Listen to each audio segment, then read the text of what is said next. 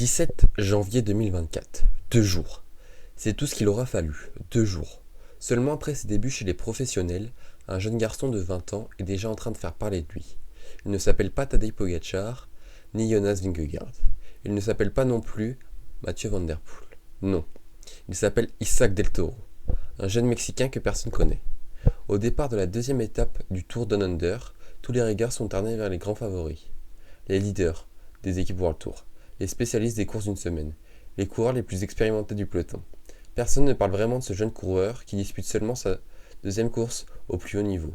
Et pourtant, à un peu plus d'1 kilomètre de l'arrivée, il attaque, pas une accélération timide, pas une tentative pour se montrer, une véritable attaque. Le peloton hésite, quelques secondes seulement, mais dans le cyclisme moderne, quelques secondes peuvent suffire à changer une carrière. Isaac Del Toro creuse l'écart, il se retourne, les favoris reviennent, puis ils ralentissent. L'avance grandit, les 2 derniers mètres approchent, le public commence à comprendre, les commentateurs n'en reviennent pas. Le jeune Mexicain va le faire. Il lève les bras et remporte sa toute première victoire professionnelle, lors de sa deuxième course World Tour. Quand on pense au cyclisme, on pense immédiatement à la France, à la Belgique, à l'Italie, à l'Espagne, ou plus récemment à la Slovénie, mais certainement pas au Mexique. Pourtant, c'est dans la ville d'Esnada, au nord-ouest du pays, entre les montagnes et l'océan Pacifique, qu'Isaac Del Toro voit le jour le 27 novembre 2003. Là-bas, le vélo n'est pas une religion, le football domine, la boxe fait vibrer les foules, et très peu d'enfants rêvent un jour de gagner le Tour de France. Mais Isaac est différent, très jeune il développe une fascination pour le vélo, ce qui n'était au départ qu'un simple loisir devient rapidement une obsession. Chaque sortie est un défi, chaque montée une compétition, chaque descente est une occasion de repousser ses limites. Ses entraîneurs remarquent rapidement une chose, Isaac ne possède pas seulement des qualités physiques exceptionnelles, il possède surtout un mental hors norme. Il adore attaquer, il aime prendre des risques et surtout, il refuse de renoncer. Pendant que beaucoup de jeunes cherchent à économiser leurs forces, lui préfère tout donner, quitte à exploser. Cette manière de courir, on la retrouvera encore des années plus tard sur les plus grandes courses du monde. Avant même de devenir routier, Isaac passe également beaucoup de temps en VTT, une discipline qui va façonner son style grâce au VTT. Il développe une maîtrise du vélo impressionnante, une confiance exceptionnelle dans les descentes et une capacité à rester calme lorsque la route devient dangereuse. Des qualités qui feront plus tard de lui un coureur extrêmement complet. Mais malgré son talent, une évidence apparaît. S'il veut devenir professionnel, il devra quitter le Mexique et partir en Europe, là où se trouvent les meilleures équipes, les meilleures courses et les meilleurs jeunes de la planète. Un voyage qui changera sa vie sans qu'il imagine encore à quel point. Dans le monde du cyclisme, il existe une course que tous les jeunes rêvent de remporter. Une course qui ne fait peut-être pas les gros titres auprès du grand public, mais qui est scrutée par toutes les équipes du World Tour. Cette course, c'est le Tour de l'avenir. Surnommé depuis des décennies le Tour de France des moins de 23 ans. Avant lui, des champions comme Egan Bernal, Nairo Quintana ou encore Tadej Pogačar y ont laissé leur empreinte. Il remporte une étape de montagne avec autorité, puis une autre. Chaque jour, il semble encore plus fort que la veille. À seulement 19 ans, il domine des meilleurs espoirs de la planète. Le classement général est désormais joué. Isaac Del Toro remporte le Tour de l'avenir 2023 avec plus d'1 minute d'avance sur son premier poursuivant. Mais ce n'est pas seulement la victoire qui impressionne, c'est sa manière de courir. Toujours offensif, jamais attentiste, toujours prêt à attaquer comme les très grands champions. À ce moment-là, les directeurs sportifs n'ont plus de doute, il vient d'assister à l'éclosion d'un talent générationnel. Quelques jours après cette démonstration, le téléphone d'Isaac sonne. À l'autre bout du fil, les plus grandes équipes du monde. Tous veulent le recruter. Mais une formation possède un avantage énorme, une équipe qui domine déjà le cyclisme mondial, une équipe capable d'offrir aux jeunes Mexicains le meilleur environnement possible pour progresser. Cette équipe, c'est UAE Team Emirates XRG. À cette époque, l'équipe possède déjà certainement l'un des meilleurs coureurs du monde, le double vainqueur du Tour, Tadej Pogačar, le Portugais João Almeida, le Britannique Adam Yates, et une véritable armada de jeunes talents. Lorsqu'il rejoint l'équipe, Isaac n'arrive pas avec l'objectif de devenir immédiatement un leader. Il veut apprendre, observer, comprendre comment travaillent les meilleurs coureurs du monde. Chaque stage est une leçon, chaque entraînement est une découverte. À ses côtés, il voit la rigueur de Pogačar, la régularité d'Almeida, l'expérience d'Adam Yates. Petit à petit, il progresse à une vitesse impressionnante. Les entraîneurs de l'équipe sont bluffés, ils découvrent un coureur capable de grimper avec les meilleurs, mais aussi doté d'une incroyable capacité de récupération. Et surtout, il apprécie son caractère, toujours souriant, toujours humble, toujours prêt à apprendre.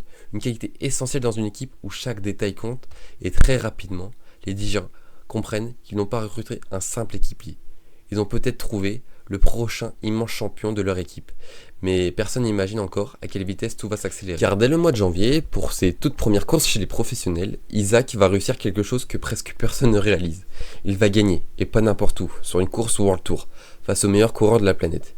Et c'est à ce moment-là que tout le monde entier va découvrir son nom. Pour Isaac, c'est une découverte. Il n'a encore jamais couru en World Tour. Il découvre un peloton rempli de stars, des vainqueurs de grands tours, des spécialistes des classiques, des sprinters parmi les plus rapides du monde. Son objectif est simple, apprendre.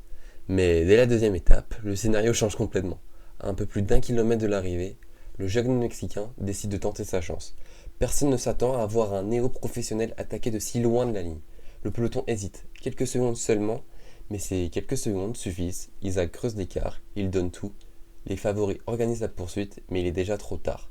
Les derniers mètres approchent, le public se lève, les commentateurs crient, et Isaac franchit la ligne en vainqueur, à seulement 20 ans, lors de sa deuxième course au plus haut niveau. Le monde entier découvre son nom. Cette victoire n'est pas seulement impressionnante, elle est historique. Après cette victoire, les dirigeants du AE comprennent qu'ils ont eu raison de miser sur lui. Ils ne voient plus seulement un espoir, ils voient un futur leader. Mais contrairement à beaucoup de jeunes talents, l'équipe refuse de brûler les étapes.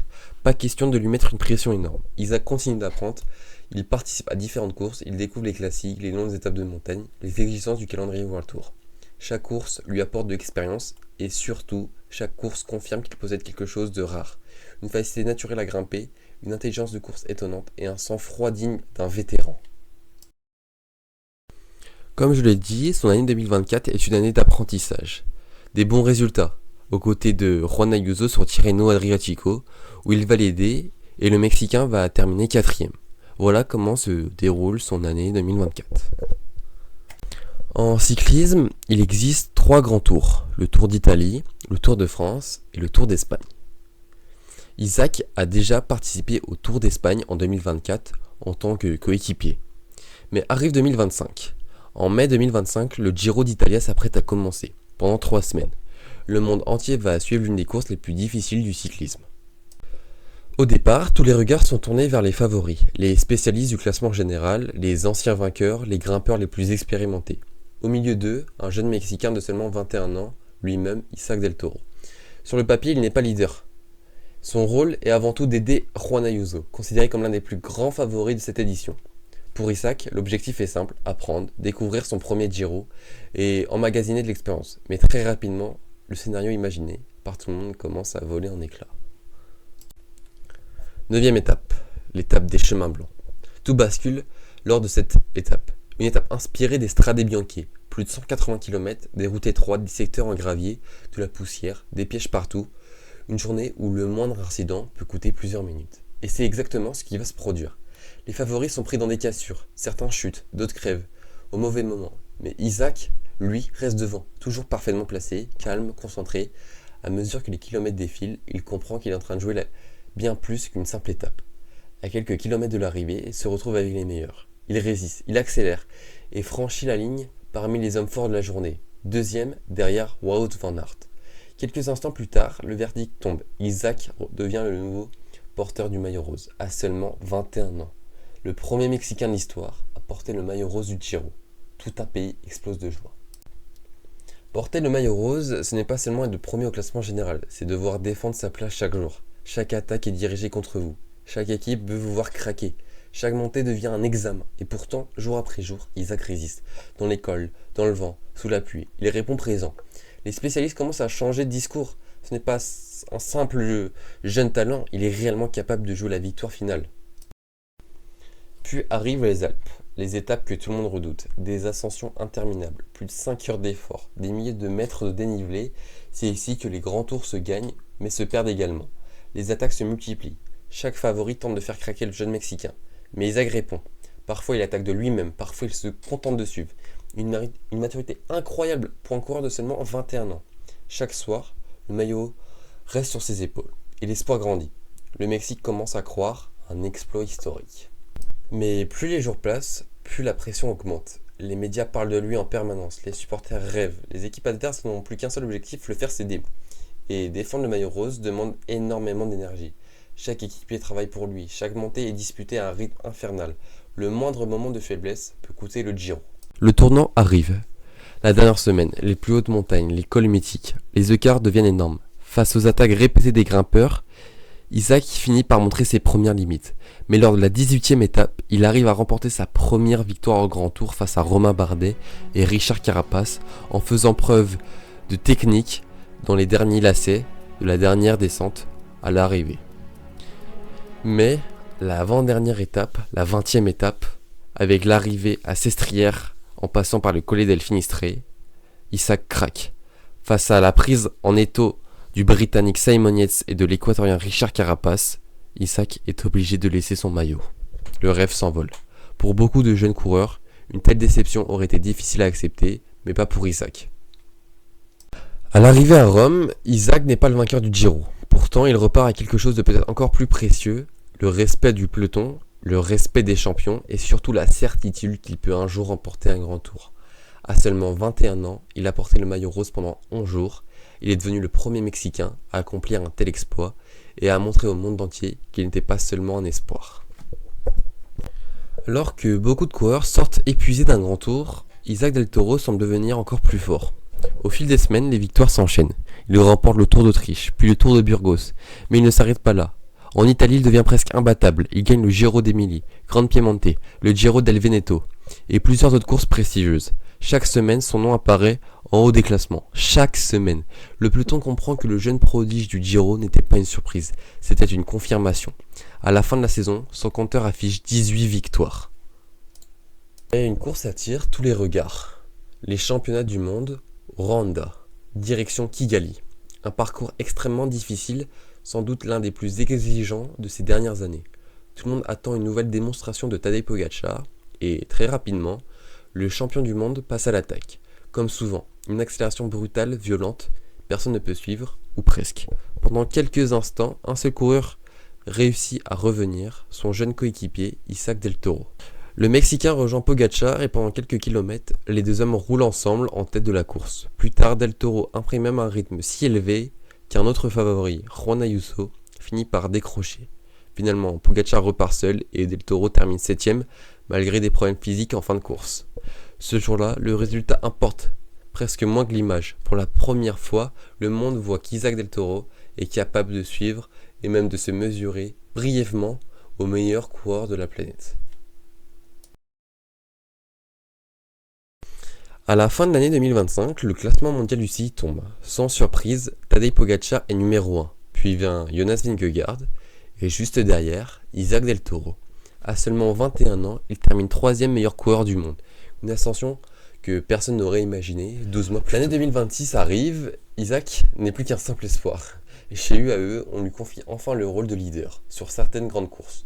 Une immense marque de confiance. Sa première grande échéance est l'UAE Tour, une course à domicile pour son équipe. Et dès la première étape, sur une étape normalement pour sprinter, il frappe très fort. Dans le final, il attaque comme toujours et personne ne peut revenir. Première victoire. Quelques jours plus tard, il récidive au sommet de Jabal Fett. Cette fois, il ne gagne pas seulement une étape, il remporte le classement général de son premier grand tour World Tour en tant que leader. Quelques semaines plus tard, direction l'Italie, le Tirreno Adriatico. Encore une fois, il domine la montagne. Il gagne une étape décisive, puis le classement général. 2 grandes courses World Tour, 2 victoires au général à seulement 22 ans.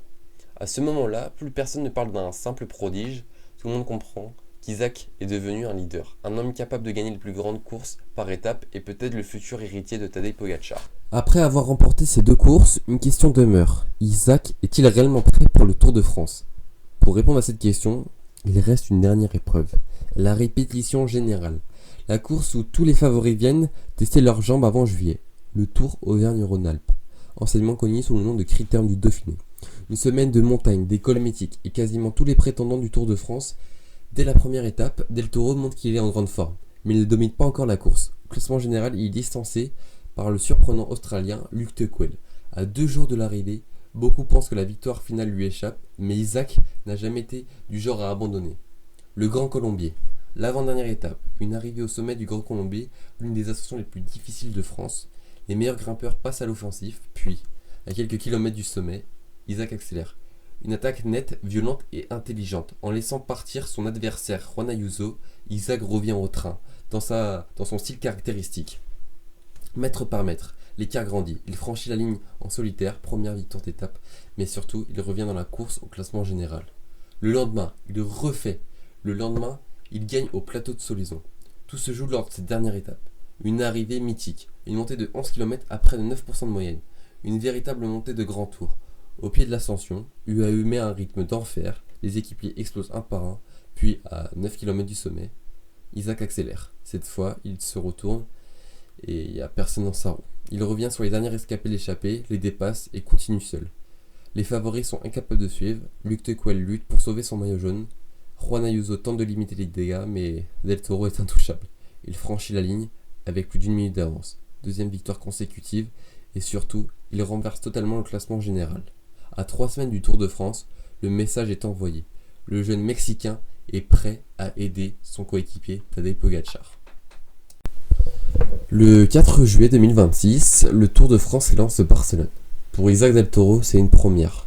Son tout premier Tour de France. Son rôle est clair, être le lieutenant de luxe de Tadej Pogačar, le protéger, l'accompagner en montagne et sacrifier ses propres chances si nécessaire. Mais dès la deuxième étape, le monde comprend qu'il est bien plus qu'un simple équipier. La journée est pourtant mal engagée et Del Toro est victime d'un problème mécanique et doit changer de vélo. Il perd des précieux secondes. Il doit fournir un effort pour revenir dans le peloton. Mais grâce au travail de son équipe, il recolle. Puis dans les derniers kilomètres, UAE fait exploser la course. Pogačar accélère, le groupe des favoris se réduit et Isaac Del Toro est toujours là, à ses côtés. Dans la dernière montée de Montjuïc, les deux hommes s'envolent, font péter Jonas Vingegaard et Remco Evenepoel. Puis à quelques centaines de mètres de l'arrivée, Pogačar se retourne et regarde son jeune coéquipier. Il lui offre la victoire.